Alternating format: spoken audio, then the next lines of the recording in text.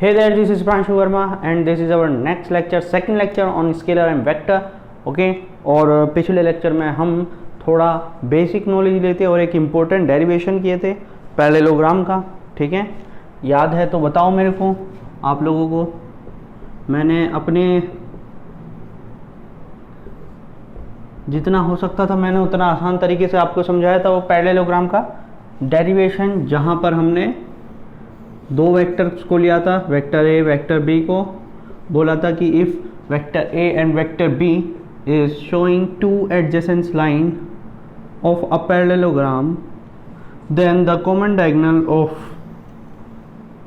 The parallelogram will be the resultant of vector A and vector B. That means resultant का मतलब होता है A plus B. Okay, resultant का मतलब जो उनका कॉमन आंसर आ रहा है। देखो ऐसे कि यदि मैं कोई बॉडी है, इस पर एक फोर्स इस तरफ लगा रहा हूँ, ओके, एक फोर्स इस तरफ लगा रहा हूँ, तो ना तो बॉडी इस तरफ जाएगी ना बॉडी इस तरफ जाएगी, इन दोनों के रिजल्टेंट के बीच में से जाएगी, है ना, रिजल्टेंट से जाएगी, कहीं यहाँ से जाएगी, हाँ या ना। इसको बोलते हैं रिजल्टेंट। क्या बोलते हैं? रिजल्टेंट। इसको बोलते हैं एडिशन। ये दोनों का क्या होगा? एडिशन हो जाएगा। समझ में आया? ये तरीका है समझने का आपको। ओके, तो कल चीज़ें हमने काफ़ी चीज़ समझी थी। इसका जो फॉर्मूला आया था, हमारा जो फॉर्मूला आया था वो आया था R equal to under root A square plus B square plus 2ab cos theta. ठीक है, कल मैंने यहाँ छोड़ दिया, आज हम आगे समझेंगे थोड़ा सा इसको, है ना। इसमें कई सारी चीज़ें हैं, कई सारी कॉमन चीज़ें हैं ना, तो उसको देख लेते हैं। ठीक है, तो देखो सबसे पहले आज मैं आपको बारे में एक चीज़ आपको क्लियर कर दूं फिजिक्स में, जो 11th-12th में होने वाला है, कि जहाँ पर भी एंगल दिखे, जहाँ पर भी cos theta sine theta tan theta कुछ भी मिले, वहाँ पे याद रखना मैक्सिमा और मिनिमा का केस जरूर बनेगा। किसका केस बनेगा? मैक्सिमा एंड मिनिमा का केस कंपलसरी है कि बनेगा। ठीक है, ये याद रखोगे, बहुत बढ़िया। ठीक है, फिजिक्स में हम मैक्सिमम और मिनिमम वैल्यू को बहुत ज़्यादा तवज्जो देते हैं, ये ना, तवज्जो का मतलब आपको समझ में आया ना? हाँ, ठीक है, बहुत ज़्यादा इंपॉर्टेंस देते हैं इसको। ओके, तो सबसे पहले हम इसकी मैक्सिमम वैल्यू की बात कर लेते हैं, है ना। कब होगा ये मैक्सिमम? कब होगा? जब इसकी वैल्यू मैक्सिमम हो। ओके, आप लोगों को मैथ्स में पता होगा कि कॉस की वैल्यू -1 से स्टार्ट होती है और +1 तक जाती है, हाँ या ना। लिमिट कॉस की क्या है? -1 से +1 तक, और साइन की भी यही है, सेम। ओके, साइन की भी सेम यही है। ओके, टेन की इन्फिनिटी तक है, -∞ टू +∞। ओके, ठीक है, चलिए, इतना याद है आप लोगों को? इतना याद है? चलिए, यदि इतना पता है तो बस कोई दिक्कत नहीं है मुझे समझाने में, कि देखो आर मैक्स करना है मुझे। सबसे पहला केस मेरा क्या है? केस का मतलब है हम इंपॉर्टेंट चीज़ पढ़ रहे हैं, हम शॉर्ट ट्रिक एक टाइप से पढ़ रहे हैं, क्योंकि ये जो केस है ना, ये जो मैं केस बता रहा हूँ अभी, ये डायरेक्ट फॉर्मूलों में लगते हैं। यदि आप इनको समझ लो अच्छे से तो डायरेक्ट क्वेश्चंस में लग जाएंगे। न्यूमेरिकल्स में आपका न्यूमेरिकल जो है छोटा हो जाएगा। देखो, इफ थीटा इक्वल टू हो 0 डिग्री, कितना डिग्री? 0। ठीक, 0 डिग्री का मतलब होता है कि vector A and vector B are parallel to each other. Vector A और वेक्टर बी यदि एक दूसरे से पैरेलल हैं, then they will make 0 degree angle between them. उनके बीच में 0 डिग्री एंगल बनेगा। ठीक है, कितना डिग्री एंगल बनेगा? 0 डिग्री। ये याद रखना, वेक्टर ए और ये वेक्टर बी। ठीक है, दूसरी कंडीशन एक और भी हो सकती है। एक चीज़ और देख पा रहे होंगे आप, parallel to each other and in same direction. देखो इसको मैंने क्यों ऐड कर दिया, सेम डायरेक्शन के कॉन्सेप्ट को क्यों ऐड करा, क्योंकि पैरेलल ये भी है, बिल्कुल सही बात, पैरेलल ये भी है, हाँ या ना, वेक्टर ए और वेक्टर बी दोनों केसेस में दोनों एक दूसरे के कैसे हैं, पैरेलल हैं। बट दूसरा जो हमने कंडीशन बनाया है, क्या इस कंडीशन में दोनों के बीच में 0 डिग्री एंगल है? नहीं। Both vectors are opposite to each other, दोनों वेक्टर एक दूसरे के कैसे हैं, अपोजिट है। यदि दोनों वेक्टर एक दूसरे के अपोजिट है, कोई भी चीज यदि एक दूसरे के अपोजिट होती है तो वहां पे एंगल होता है 180 पाई का मतलब, ठीक है, 180 डिग्री का एंगल, या उसको पाई रेडियन बोलो। यदि सेम डायरेक्शन में पैरेलल है तो बीच का एंगल कितना होगा, 0, 0, ओके। और यदि अपोजिट डायरेक्शन में पैरेलल है तो कितना एंगल होगा, 180, ओके। रट डालो, यार रटने की जरूरत नहीं है, इतना तो समझ में आना चाहिए ना, तो मैथमेटिक्स का खेल है, रटना नहीं है, रटना नहीं है, ओके। तो हाँ, तो अपन लोगों ने ये बोल दिया कि भाई सेम डायरेक्शन भी होनी चाहिए, है ना, और पैरेलल भी होने चाहिए। यदि थीटा डिग्री 0 है तो याद करो जरा, मुझे तो लगता है आप लोगों को पता होगा cos 0 की वैल्यू कितनी होती है, +1, कितनी होती है, +1। चल रखो यहाँ पे, ये आर मैक्स की वैल्यू है, √a² + b² + 2ab × 1। What the hell is this? a² + b² + 2ab। अरे किसका फॉर्मूला है भाऊ, बताओ भाई बताओ। a + b का होल स्क्वायर है क्या, है या नहीं, a + b का whole square under root cut जाएगा और आपकी आर मैक्स की वैल्यू क्या आ जाएगी, a + b, a + b आनी भी चाहिए थी भाई। मैंने कल बताया था 2 + 2 = क्या होता है, 4 होता है, 5 तो नहीं हो सकता ना, 5 नहीं हो सकता। वेक्टर भी यही बोलता है कि 2 + 2 मैक्सिमम 4 हो सकता है या उससे छोटा होगा। ये नीचे वाली लाइन क्या आ जाती है, =, और ये वाला क्या बता रहा है कि लेस देन होगा, ठीक है। वेक्टर भी बोलता है कि 2 + 2 मैक्सिमम 4 हो सकता है, मैक्सिमम 4, लेकिन उससे छोटा भी हो सकता है, ओके। लेकिन ये हमारी कंडीशन भी तो यही बता रही है कि मैक्सिमम वैल्यू क्या होगी, सीधा जोड़ दो, अलजेब्रिक एडिशन। तो हमारे को यहाँ से एक कंडीशन याद रखनी है ये वाली, कि यदि 2 वेक्टर पैरेलल हैं, ठीक है, और सेम डायरेक्शनल हैं, तो उनका जो रिजल्टेंट होगा, उनका जो एडिशन होगा, उसको हम क्या बोलेंगे, a + b, डायरेक्ट ऐड करेंगे, ओके। और यदि कोई एंगल है तो कितना होगा, √a² + b² + 2ab cos theta.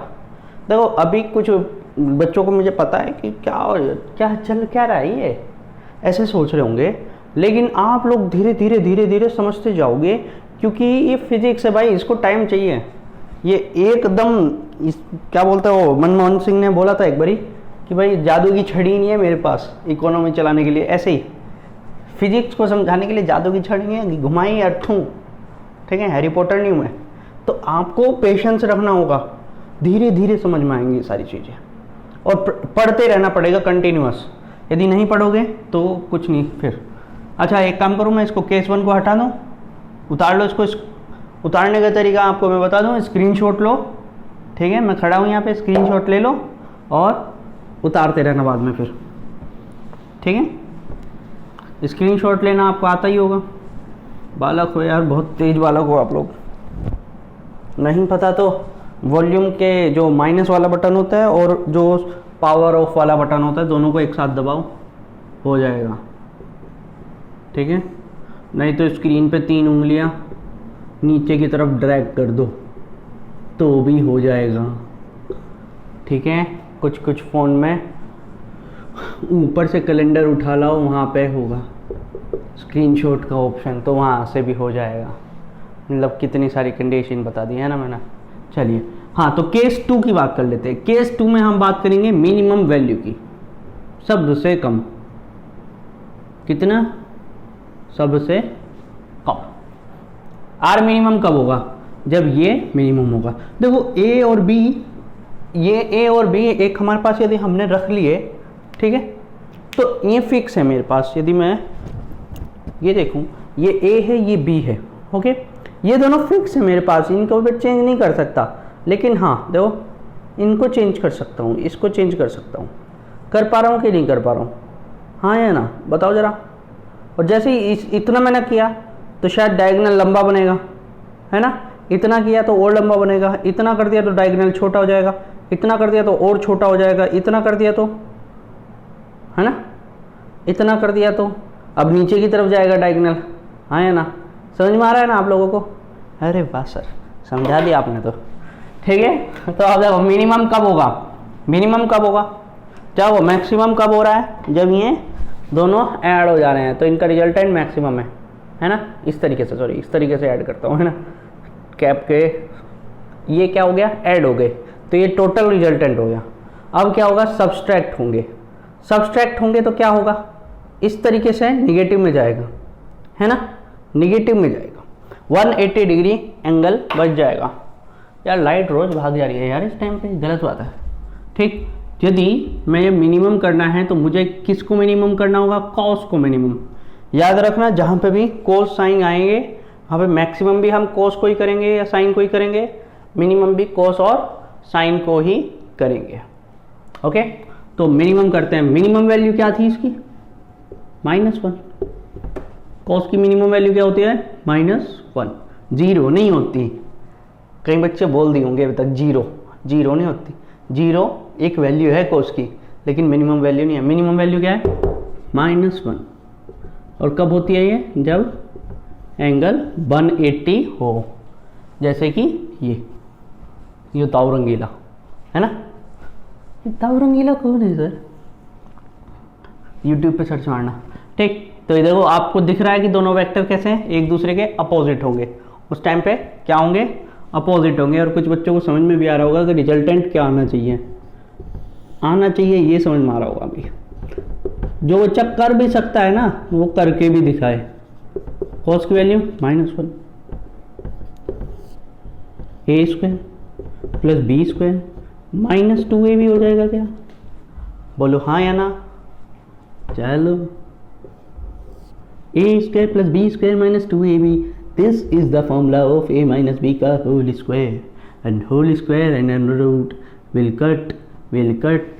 cut to each other, and this will be the minimum value which will come a minus b.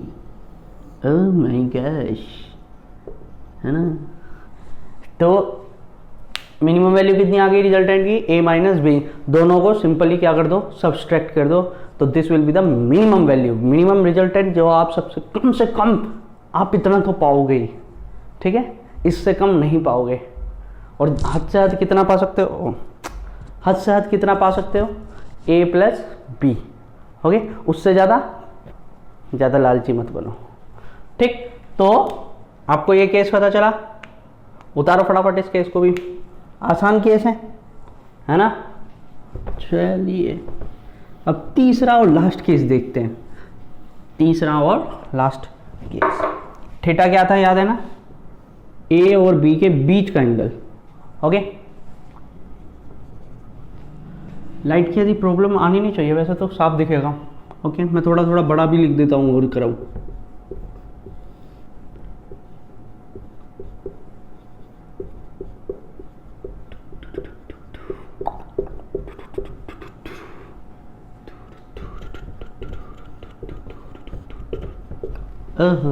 Hindi वाला 3 बना दिया।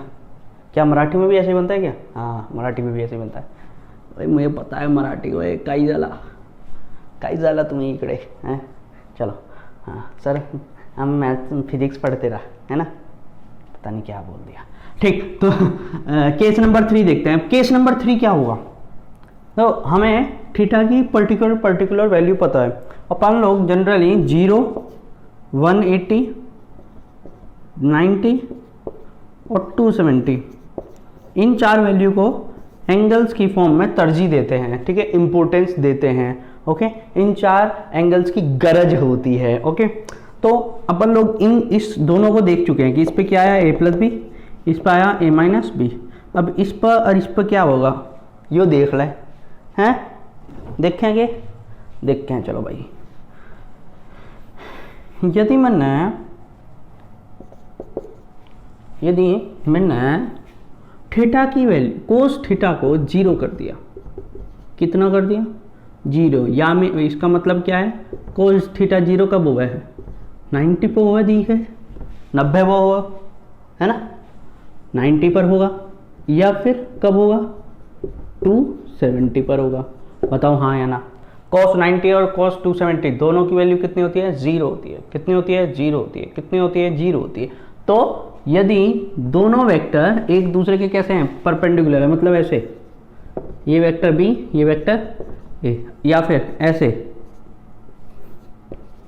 याद रखना एंगल हम कहाँ से लेते हैं यहाँ से एंटी क्लॉकवाइज, ठीक है एंटी क्लॉकवाइज। कभी भी यूँ मत कर देना नहीं नहीं नहीं सर इसमें तो 90 डिग्री बन रहा है, अरे 90 डिग्री नहीं बन रहा, दोनों परपेंडिकुलर तो हैं एक दूसरे के, लेकिन एंगल 270 है एंगल 90 नहीं है। ओके याद रखना हमेशा एंगल कहाँ से लेंगे anti clockwise, angle anti clockwise. Okay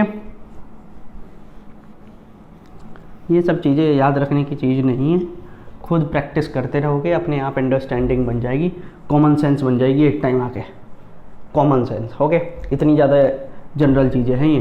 okay cos 90 cos 270 की वैल्यू 0 है, 0 रख दूँ वहाँ पे, तो क्या हो जाएगा ये टर्म पूरी 0 हो जाएगी, हाँ या ना बताओ जरा। 2ab इंटू 0, 0 के साथ कोई भी मल्टीप्लाई करो वो क्या होता है 0 होता है, हाँ या ना। तो ये हो गया, ले भाई तो पाइथागोरस थ्योरम बन गई, बनेगी नहीं बनी देखो जरा, A square plus B square का under root equal to R, ऐसा ही तो होता है पाइथागोरस थ्योरम है। Hypotenuse square is equal to base square plus perpendicular square, हाँ या ना, वही कंडीशन है यार। यदि दो वेक्टर परपेंडिकुलर हैं यो हैं, ये भी तो बी वेक्टर ही होगा एक टाइप से, तो ये हो गया एक ट्राइंगल हो गया ना, तो ए स्क्वायर प्लस बी स्क्वायर यही तो आएगा ना, आएगा कि नहीं आएगा, समझ में आया ना। तो ये सब खेल वही है यार, वही है, समझ में आया। तो हमने 3 वैल्यू निकाल लिए हैं, एक तो आर मैक्स, ये कोई स्पेशलिस्ट वैल्यू नहीं कह सकता मैं इसको, ठीक है, ये बस केवल और केवल कब के लिए है जब वेक्टर 90 डिग्री पर हो, किस पर हो 90 डिग्री पर। ओके तो आर मैक्स की value A plus B, R की value A square plus B square का अंडर रूट, और आर मिनिमम की वैल्यू ए माइनस बी।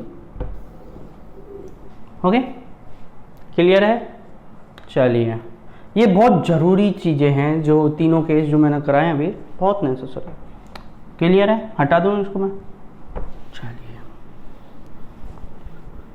चलो चले मितवा, देखो पैरेललोग्राम में एक चीज़ और है, उसको भी ख़त्म करते हैं, और उसका मतलब है डायरेक्शन। आप जानते हो कि कोई भी वेक्टर क्वांटिटी होती है तो वो मैग्नीट्यूड और डायरेक्शन दोनों पे चलती है। डायरेक्शन तो मेन है, मैग्नीट्यूड हो या ना हो उससे फ़र्क नहीं पड़ता, आप समझोगे मैं क्या बोल रहा हूँ। फिलहाल हमने मैग्नीट्यूड निकाल दिया है, मैग्नीट्यूड का फॉर्मूला हमारा आ चुका है A square plus B square plus 2ab cos theta. अब डायरेक्शन की बारी है, क्योंकि हमने इसकी वैल्यू नहीं निकाली है, डायरेक्शन हमें क्या पता कहाँ है, हालांकि मैंने ये बना रखा है एरो, ये बता रहा है कि डायरेक्शन इसी तरफ है, लेकिन किस तरफ कितना है, यहाँ पे भाई, यहाँ पे मैंने मान लिया कि नॉर्थ है, इस तरफ ईस्ट है, इस तरफ वेस्ट है, इस तरफ साउथ है। अब बताओ किस तरफ है सब, 45 डिग्री टू ईस्ट। 45 कहाँ हुआ भाई, ये एंगल मुझे पता है क्या, ये एंगल मुझे पता है क्या, नहीं, मुझे ये एंगल पता करना पड़ेगा। यदि मैंने ये एंगल पता कर लिया, if I get this angle alpha, then I will get the direction of the resultant and the complete vector will be in front of me, मेरे सामने पूरा का पूरा वेक्टर होगा, हाँ या ना। चलो भाई सर आप बोल रहे हो तो मान ले रहे हैं, मानना पड़ेगा भाई, मैं सही बोल रहा हूँ यार, गलत थोड़ी बोल रहा हूँ। ठीक, तो देखो अपन लोग मैग्नीट्यूड निकाल चुके हैं, डायरेक्शन निकालते हैं। डायरेक्शन के लिए हमें क्या चाहिए, ऑब्वियस सी बात है अल्फा चाहिए। तो ये देखूं, यही एंगल मैंने मान लिया क्या है, अल्फा है।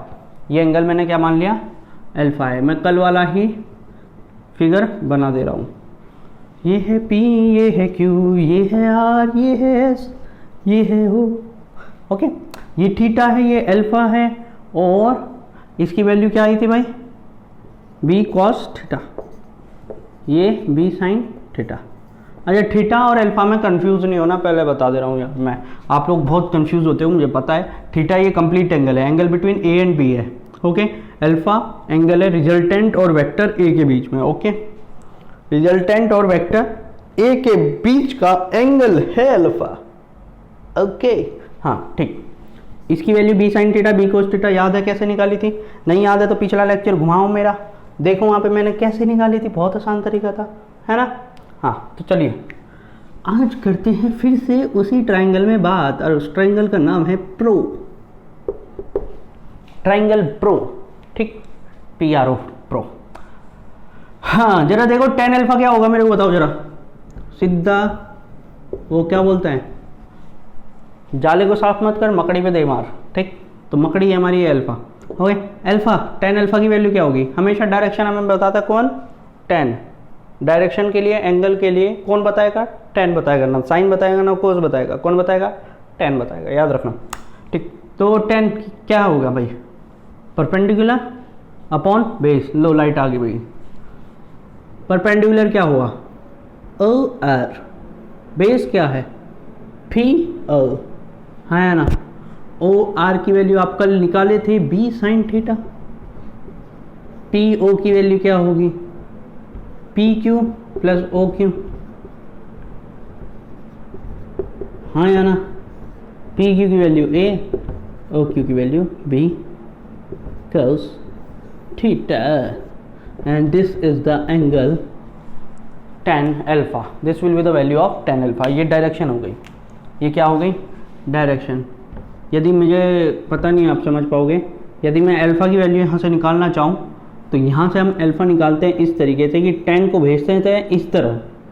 तो यदि मैं tan को इस तरह भेजूंगा तो ये हो जाएगा tan इनवर्स, क्या हो जाएगा ये, tan इनवर्स। यदि साइड चेंज करते हैं ना, tan वगैरह साइन की या कोस की, सेक, कोसेक, कोट, सब की, किसी की भी, ठीक है, तो वो इस तरफ आके इनवर्स कहलाते हैं। B sign theta upon A plus B cos theta.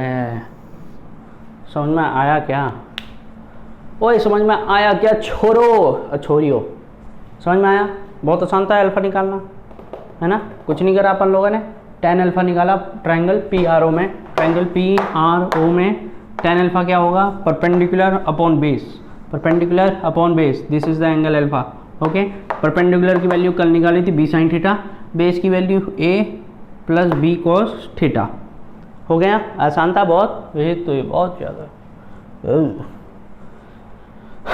देखें जरा इसमें भी केस देखें, चलिए भाई साहब, मैंने बोला नहीं था लेकिन मैं मतलब इशारा करा था आप लोगों को कि भैया स्क्रीनशॉट ले लो, ले लिया करो फटाफट, जिसने ना लिया हो वो ले लेना। tan अल्फा इक्वल टू आया हमारा B sign theta upon A plus B cos theta. अब हमारा केस देख लेते हैं, सबसे पहला केस देखो, केस जो मैं बता रहा हूँ ये ट्रिक है बस, ठीक है, ये क्वेश्चनों को आसान करने वाली ट्रिक्स हैं, ठीक।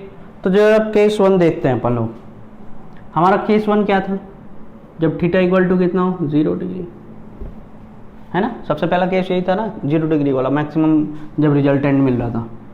तो तब tan अल्फा की वैल्यू देखते हैं। ओके, जब resultant maximum, when R is max, ठीक। तो जरा देखें भाई, B sine 0 upon A plus B cos 0 कितना हो जाएगा भाई, B साइन 0 की वैल्यू क्या होती है, 0 होती है। कितनी होती है, 0 होती है। सारा टर्म क्या हो जाएगा, 0, क्या हो जाएगा, 0। tan अल्फा की वैल्यू क्या आ गई, 0। भाई tan की वैल्यू 0 कब होती है? 0 डिग्री पर होती है। तो अल्फा की वैल्यू क्या आ गई? 0। अल्फा की वैल्यू कितनी आ गई? 0। समझ में आया? मतलब जब आपका आर मैक्स होगा तो आपका रिजल्टेंट भी ए वेक्टर से कैसा होगा? पैरेलल होगा।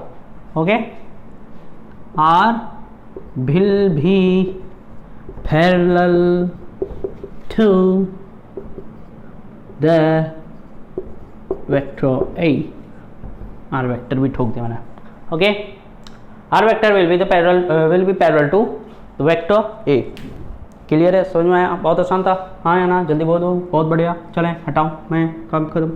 ओके, चलो चले मितवा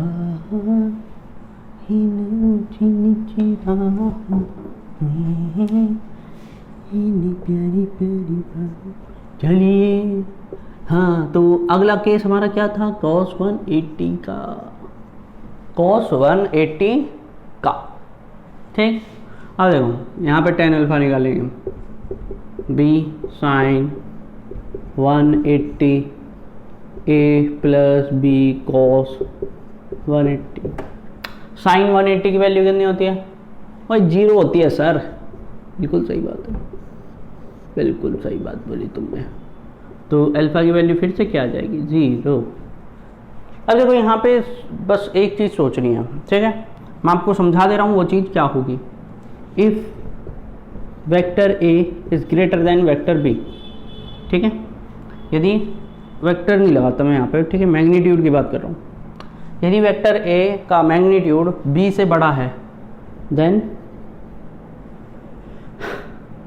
are is in the direction of A. यदि ए का मैग्नीट्यूड बड़ा है तो रिजल्टेंट ए की तरफ होगा। समझाऊंगा। इफ बी का वेक्टर का मैग्नीट्यूड बड़ा है, then R is in the direction of B. मतलब जो बड़ा उसकी तरफ। देखो आपने कभी रस्सा खींच खेला है? मतलब एक रस्सी लेते हैं, इधर 4-5 लोग, इधर 4-5 लोग, और खींच रहे हैं। ओके, तो रस्सी में यदि मैं इस तरफ खींचूँ और इस तरफ खींचूँ तो दोनों क्या कर रहा हूँ मैं? अपोजिट फोर्स लगा रहा हूँ। एक इस तरफ लगा रहा है फोर्स, एक इस तरफ। बीच का एंगल कितना है? 180 डिग्री। कितना है? 180 डिग्री। एक इस तरफ, एक इस तरफ। रस्सी किस तरफ जाएगी? रस्सी किस तरफ खींचेगी? जिस तरफ ज़्यादा फोर्स है, इस तरफ, तो रस्सी इस तरफ। मतलब रिजल्टेंट इस तरफ, जिधर ज़्यादा उधर रिजल्टेंट। यदि इस तरफ फोर्स हो गया ज़्यादा तो रस्सी इस तरफ, रिजल्टेंट इस तरफ। समझ में आया? यही मैं कहा है, रिजल्टेंट उस तरफ होगा जिसका वैल्यू ज़्यादा होगा, जिसका मैग्नीट्यूड ज़्यादा उसकी तरफ रिजल्टेंट होगा। बस ये याद रखना है, ठीक है? क्लियर है? चलें तीसरा केस देखें। लास्ट वाला केस था कि जब कोई बात बिगड़ जाए, जब कोई थर्ड केस आ जाए। 2 से 70 और 90 पे देखते हैं। tan alpha equal to B sine 90 upon A plus B cos 90 है। साइन 90 की वैल्यू क्या होती है? 1 होती है, आई थिंक सो। और इस cos 90 की वैल्यू 0, तो ये टर्म 0, बी अपॉन ए। हाँ या ना? जल्दी बोलो, है ना? चलो 270 पे देखते हैं। 270 पे देखो tan अल्फा की वैल्यू क्या हो जाएगी? B 270 upon A plus B cos 270। Sign 270 की वैल्यू क्या होती है? -1। क्या होती है? -1। tan अल्फा की वैल्यू क्या हो गई? माइनस बी अपॉन ए cos 270 की वैल्यू 0, वो टर्म 0 हो जाएगा। देखो दोनों में माइनस का फर्क आना भी चाहिए क्योंकि एंगल अलग अलग है। ओके, तो tan अल्फा की वैल्यू बी अपॉन ए, tan अल्फा की वैल्यू माइनस बी अपॉन ए। जब हमारा एंगल 90 होगा तो बी अपॉन ए, 270 होगा तो माइनस बी अपॉन ए। समझ में आया? आसान था ये। ये बहुत ज़्यादा इंपॉर्टेंट है, ये वाला अल्फा का वैल्यू, ये वाली अल्फा की वैल्यू बहुत ज़्यादा इंपॉर्टेंट है। क्यों इंपॉर्टेंट है? देखो पीछे वालों में कोई ज़्यादा खास थी नहीं चीज़ें, लेकिन इसमें इंपॉर्टेंट क्यों है? क्योंकि आपके न्यूमेरिकलों में कई बार ये आता है, ठीक है। कई बार आपको फोर्स ऐसे मिलेंगे, आप फोर्स पढ़ोगे आके, ठीक। चैप्टर भी आपका महाराष्ट्र बोर्ड में तो है फोर्स, है ना, हाँ मुझे सब पता है। और एनसीईआरटी में आपका जो है एक अलग से चैप्टर है लॉज ऑफ मोशन, उसमें आता है फोर्स, ओके। और वहाँ पे न्यूमेरिकल कुछ इस टाइप के बनते हैं कि भैया ये वाली कंडीशन बहुत ज़्यादा यूज होती है, okay. Force is a vector quantity, तो मतलब फोर्स पढ़ोगे तो वेक्टर पढ़ना पड़ेगा। इसीलिए मैं बोल रहा हूँ ये चैप्टर इतना इंपॉर्टेंट है जितना आप समझ भी नहीं सकते। इसीलिए मैंने सबसे पहले इसी को उठाया। हो गया क्या? ये हो गया? चलिए, क्या इसके क्वेश्चन करें कुछ? वाह, क्वेश्चन करते हैं भाई, करते हैं। चलिए क्वेश्चन करता है, एक आधा क्वेश्चन करते भाई। चलिए ले भाई क्वेश्चन करवाओ एक आधा। सर मैं आसान क्वेश्चन देता हूँ। वेक्टर ए, अच्छा हाँ एक चीज़ मैं और बता दूँ, उसके बाद मैं क्वेश्चन कराता हूँ कि मैग्नीट्यूड को रिप्रेजेंट करने का तरीका क्या है, ठीक है। मैग्नीट्यूड ऑफ अ वेक्टर, ये बच्चों वाली चीज़ है, कोई बड़ी चीज़ नहीं है इसमें, लेकिन फिर भी बता दे रहा हूँ।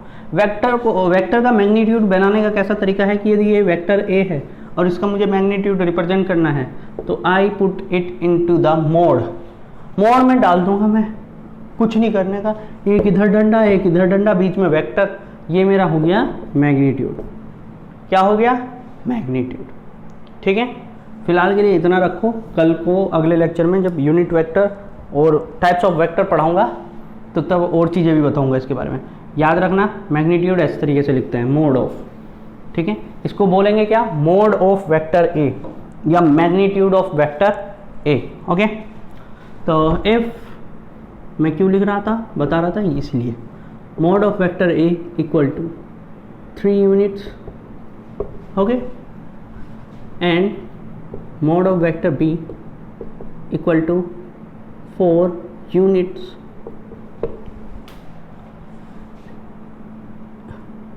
And theta equal to 30 degree. मैं आसान क्वेश्चन दिया हूँ, सबसे पहला question 30 degree. Then find vector R. देखो वेक्टर आर जब भी पूछेगा आपको तो आपको दोनों फॉर्मूले लगाने हैं, R equal to under root A square plus B square plus 2ab cos theta, और tan alpha equal to B sine theta upon A plus B cos theta. समझ में? दोनों फॉर्मूले लगाने पड़े। यदि मैग्नीट्यूड पूछा है तो ऊपर वाला लगाओ केवल, एंगल पूछा है तो नीचे वाला लगाओ केवल, और यदि वेक्टर पूछ लिया तो दोनों लगाओ। यहाँ पे मैंने दोनों पूछ लिया, ठीक है। तो देखो क्वेश्चन करने का तरीका क्या है, तमीज में जो बच्चे करते हैं अच्छे से, हम पहले गिवन डाटा लिखते हैं कि गिवन डाटा क्या दिया है प्रभु ने, वो दिया है 3 यूनिट्स। वेक्टर बी की वैल्यू क्या दी है, वो दी है 4 यूनिट्स। बीच का एंगल भी 30 डिग्री दिया है। नाउ अप्लाइंग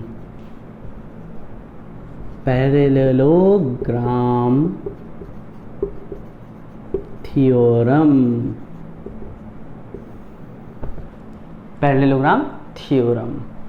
यदि हम लगाते हैं तो r की वैल्यू होती है a square plus B square plus 2ab cos theta.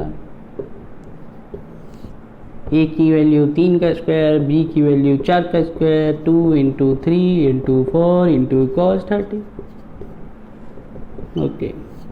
9 plus 16 plus 4 तिया 12 दूनी 24 और cos 30 की वैल्यू क्या होती? √3/2। ज़्यादा ड्रामा हो रहा है ना, हाँ चलिए √3/2, ओके। फास्ट करते हैं। ये हो जाएगा 25, 9 प्लस 16 25, ओके, प्लस 24/2 है 12 हो जाएगा √3, ठीक है। अच्छा आप लोग क्या करते हो, बहुत गलतियाँ करते हो, आप इनको डायरेक्टली ऐड कर देते हो तीनों को। नहीं, ऐसा नहीं होता ऐड, ठीक है। ये देखो ये इसके साथ मल्टीप्लाई है तो पहले मल्टीप्लिकेशन सॉल्व होगी उसके बाद ऐड होगा ये, ओके। ये पूरी टर्म एक है, तो एक साथ ये पहले सॉल्व होगी, उसके बाद कुछ आगे होगा, अन्यथा नहीं होगा। ओके, नाउ इधर 25 है, इधर 12 है, इधर √3 है, कुछ कॉमन नहीं हो सकता, आंसर यहाँ पर ठोक दो। आंसर, काम खत्म, ज़्यादा बकवास नहीं करा करते ना ना ना, बिल्कुल नहीं करने के, काम खत्म, यही आंसर है अपना। समझ गए? बहुत आसान था नहीं था? बहुत आसान था यार। अब नाउ tan अल्फा क्या हो जाएगा? b sin theta upon a plus B cos theta. tan alpha की वैल्यू क्या हो जाएगी? b की वैल्यू 4 sin 30 अपॉन a की वैल्यू 3 प्लस 4 cos 30 हो गया। नाउ tan अल्फा sin 30 की value 1/2 upon 3 plus 4 √3/2। Okay, clear है? इसको ताऊ रंगीले को इधर ही लिख दूं मैं।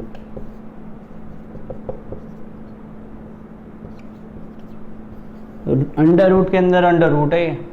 ओके, हाँ, तो इसका वैल्यू क्या हो जाएगा? 4/2 का वैल्यू 2, नीचे क्या होगा? ये 2 कटेगा, 2√3 tan अल्फा। और कुछ कर सकते हो? नहीं, काम खत्म। एक लाइन और बढ़ा लो, alpha equal to tan inverse 2/3 plus 2√3। देखो, अब यहाँ से आप चाहो तो इसको और भी सॉल्व कर सकते हो, मैं मना नहीं करूँगा कभी भी। √3 की वैल्यू होती है 1.7, 1.7 इंटू 2 3.4, 3.4 प्लस 3 6.4, 2/6.4। ओके, डिवाइड करोगे तो आपका आ जाएगा 3.2, 1/3.2। सॉल्व कर लो, नहीं तो यहाँ पे भी छोड़ दो। फिजिक्स बोलती है कि छोड़ दो, कोई दिक्कत नहीं, हम देख लेंगे, हम इसी को आंसर बोल देंगे, हम इसी को आंसर बोल देंगे, फिजिक्स मना नहीं करती। समझ में आया क्या? समझ में आया क्या? आसान था? उतारो उसको, उतार लिया? चल, क्वेश्चन इस टाइप के भी होंगे बोर्ड के लेवल के। और यदि कंपटीशन की बात करूं तो वहाँ लॉजिक मांगता है, वहाँ पे इतने लंबे न्यूमेरिकल नहीं होते, वहाँ पे आते 2 लाइन के न्यूमेरिकल। लेकिन वहाँ पे 2 लाइन का न्यूमेरिकल वो तब होगा जब आपको लॉजिक पता होंगे। ठीक है, जो मैंने केसेस पढ़ा है ना, वो बहुत इंपॉर्टेंट है, मैं पहले बता दे रहा हूँ। उस पर कई बार क्वेश्चन आ चुके हैं, हर बार आते हैं कंपटीशन में, हर बार उससे क्वेश्चन आते हैं, तो समझना आपको है उनको। ठीक, चलिए एक क्वेश्चन देखें। वेक्टर ए की वैल्यू 4 न्यूटन ले ली मैंने, बी की value 5 Newton. Okay, find maximum resultant, find maximum resultant. ठीक, देखो अब एंगल नहीं दिया, एंगल नहीं दिया, उसने क्या बोल दिया? मैक्सिमम रिजल्टेंट फाइंड करो। तो मैक्सिमम वाली केस के लिए एंगल कितना होता है? ये होता है क्या? बिल्कुल यही होता है। और मैक्सिमम रिजल्टेंट की फॉर्मूला क्या था? a plus B. अब यदि आपको याद है ये चीज़ तो आप इस क्वेश्चन को कर दोगे। यदि आपको याद ही नहीं कि मैक्सिमम की कंडीशन क्या थी, तो फॉर्मूला लगाते रह जाओ और थीटा के लिए बैठे रह जाओ कि थीटा तो दिया ही नहीं, क्वेश्चन गलत है, क्वेश्चन गलत आ गया, ये नंबर मिलेंगे। नहीं भाई, क्वेश्चन सही है यार, क्वेश्चन क्या है? सही है। ओके, आप लोग कंडीशन भूल गए हैं। ओके, तो बस क्या कर देने का? ऐड कर देने का। ओहो, मैंने गलती कर दी, मोड में नहीं डाला, मोड में डालना जरूरी है। और मैक्स की वैल्यू क्या हो गई? 4 प्लस 5 9 यूनिट। ठीक, आर मैक्स की वैल्यू हो गई। यदि आपसे एंगल पूछने लगे तो एंगल भी बता दो, लो लगे हाथ बता दो ना, क्या दिक्कत आई? कुछ कमी हो जाएगी क्या हमारे पास? बी फॉर्मूला क्या था? B sine theta upon A plus B cos theta, यही था ना tan अल्फा का फॉर्मूला। तो बी की वैल्यू 5, साइन एंगल कितना दिया भाई? 0 अपॉन 4 प्लस 5 कॉस 0। आपको पता था, मैंने फॉर्मूला लगा भी दिया, फॉर्मूला लगा के बता दिया कि यदि दोनों मैक्सिमम है तो एंगल कितना होगा? 0 होगा।